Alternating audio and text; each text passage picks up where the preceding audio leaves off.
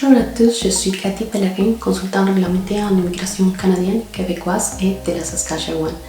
Pour l'année 2021, je souhaite que cette année vous apporte santé, prospérité et bien sûr une nouvelle vie au Canada. Aujourd'hui, je suis ici pour vous donner les dernières nouvelles en matière d'immigration canadienne et des informations pertinentes à tenir en compte si vous prévoyez de voyager au Canada bientôt. Donc, nous allons commencer avec de très bonnes nouvelles. Premièrement, la politique publique permettant le rétablissement de votre statut temporaire au Canada, même après l'écoulement de 90 jours généralement requis, a été prolongée jusqu'au 31 août 2021. Cela signifie que si vous êtes visiteur, travailleur ou étudiant au Canada et que votre statut a expiré ou expirera entre le 30 janvier 2020 et le 31 mai 2021, vous avez jusqu'au 31 août pour demander le rétablissement. Cela veut dire aussi que les travailleurs temporaires titulaires d'un permis de travail spécifique à un employeur seront toujours autorisés à continuer à travailler pendant le processus de rétablissement s'ils ont suivi les étapes et ont reçu un courriel les permettant de le faire de la part d'Immigration Canada. Deuxièmement, une nouvelle politique publique permettant l'obtention d'un nouveau permis de travail ouvert pour les étudiants internationaux touchés par la pandémie et dont les permis de travail post-diplôme ont expiré ou sont sur le point d'expirer a été récemment annoncé. Ce permis n'est généralement pas renouvelable.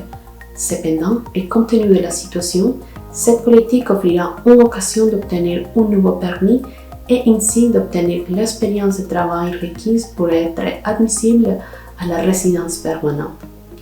Ce permis de travail sera valide pendant 18 mois. Alors, planifiez en conséquence pour compléter tout le processus que vous êtes en train de faire ou vous désirez faire pendant cette période. Afin de faire une demande pour ce permis, le demandeur devra avoir un permis de travail post-diplôme qui a expiré entre le 30 janvier 2020 ou après, ou qui expire dans les 4 mois ou moins suivant la date de sa demande. Le demandeur doit aussi se trouver au Canada et doit avoir un statut temporaire valide ou présenter une demande pour rétablir son statut.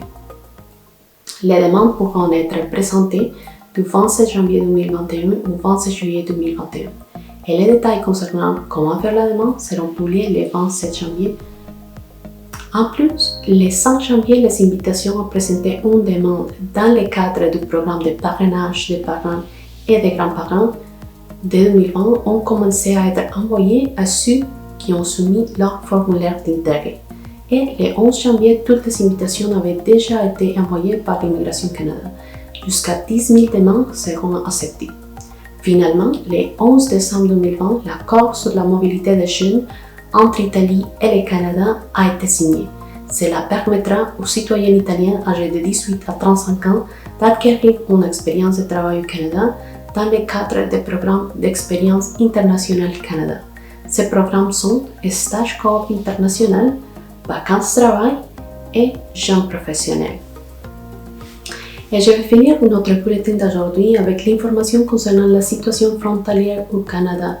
Donc, à compter du 7 janvier 2021, les voyageurs aériens âgés de 5 ans ou plus devront présenter un résultat négatif du test COVID de dépistage à la compagnie aérienne avant d'embarquer sur des vols internationaux ou à destination du Canada.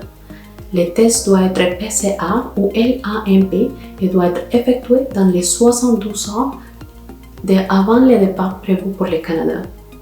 La quarantaine de 14 jours est toujours obligatoire après votre entrée au Canada. Et la fermeture des frontières a été prolongée jusqu'au 21 février et les mesures en place restent en vigueur.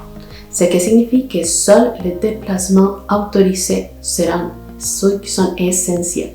J'espère que ces nouvelles vous ont été utiles et n'oubliez pas de nous suivre sur les réseaux sociaux et de vous abonner à notre chaîne YouTube afin que vous puissiez vous tenir au courant de toutes les nouvelles en matière d'immigration canadienne.